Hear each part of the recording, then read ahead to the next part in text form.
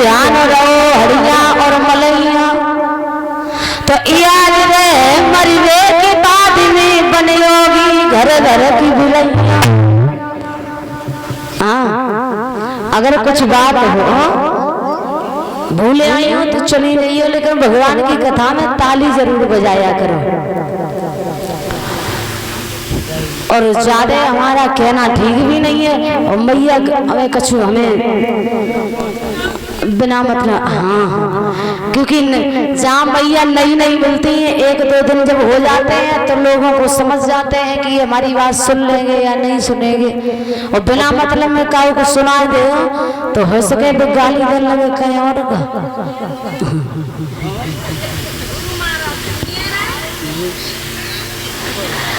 बोलिए सच्चिदानंद भगवान की।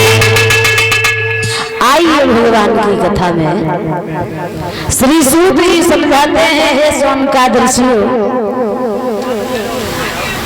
भगवान की कथा में देखें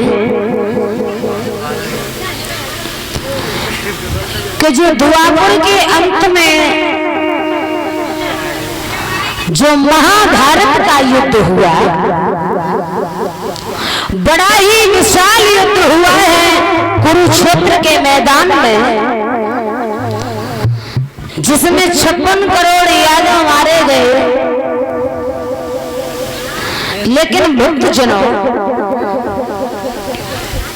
अंत में जी सहेली कहाँ बजा रही है, कहाँ सलाह करी थी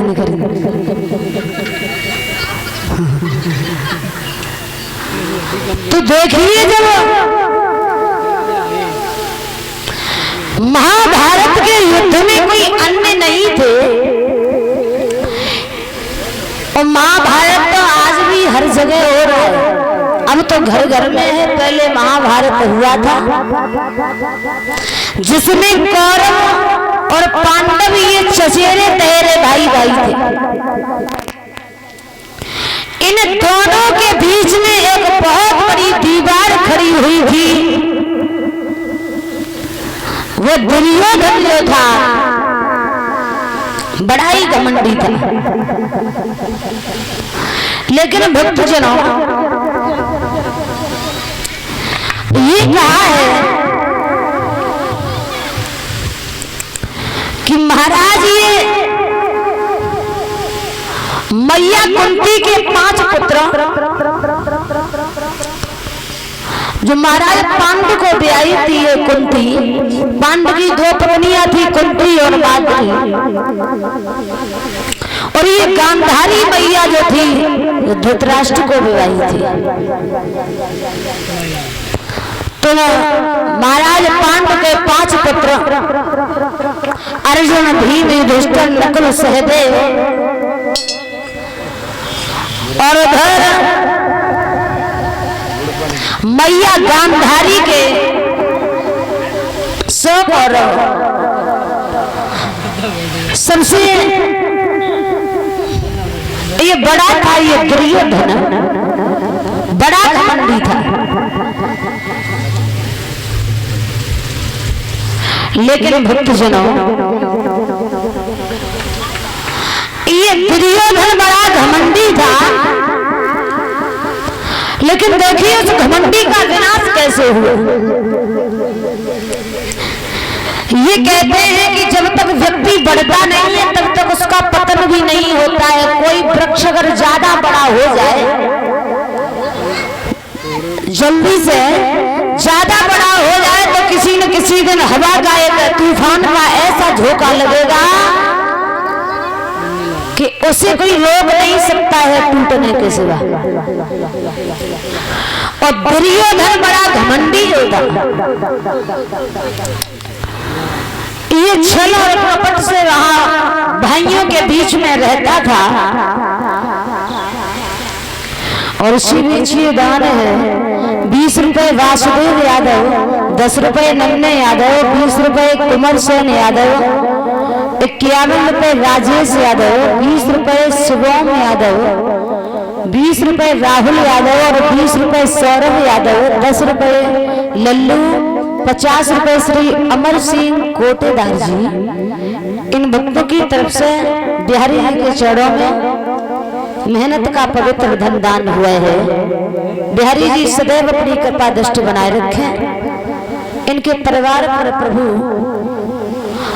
हमेशा अपनी छाया बनाए रखें। हम भगवान से यही कामना करेंगे। भक्तजनों, जिस समय पर ये जो दुर्योधन घमंडी था,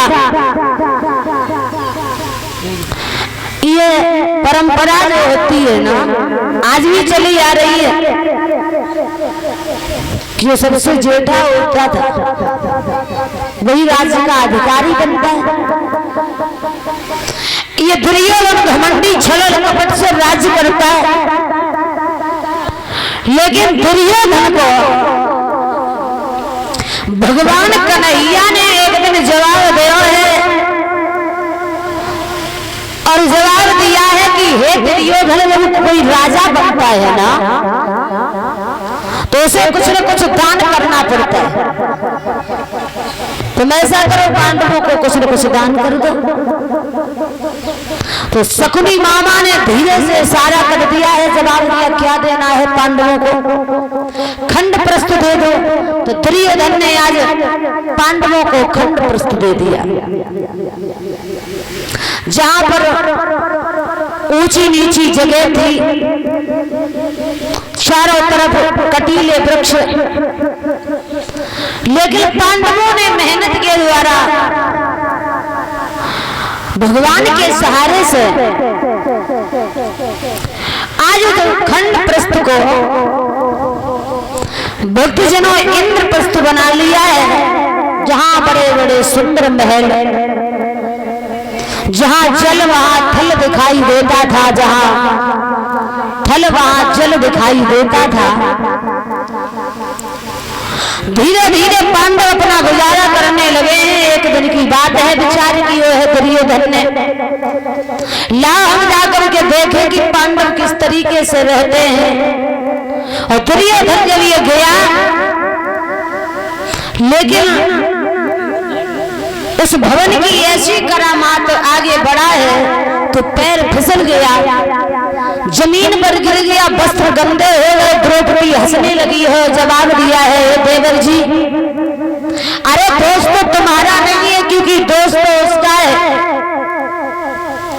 अंधे के तो अंधे ही पैदा होते हैं, कभी आंखों वाले नहीं।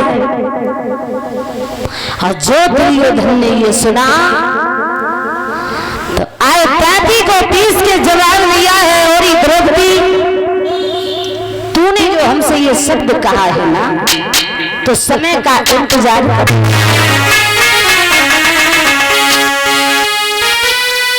तूने मेरी हंसी उड़ाई है और इसका तू नतीजा पाएगी। जब सभा बीच में आई फंसे तो याद पुरानी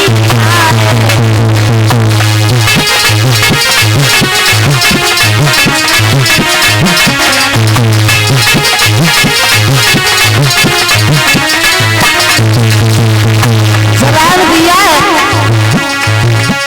द्रौपदी को समझाता हुआ दुर्योधन कहता है, वक्त आने दे और समय का इंतजार करो। एक दिन वो होगा कि हम तुझे दिखा देंगे अंधे के अंधाई होते हैं या आंखों वाले।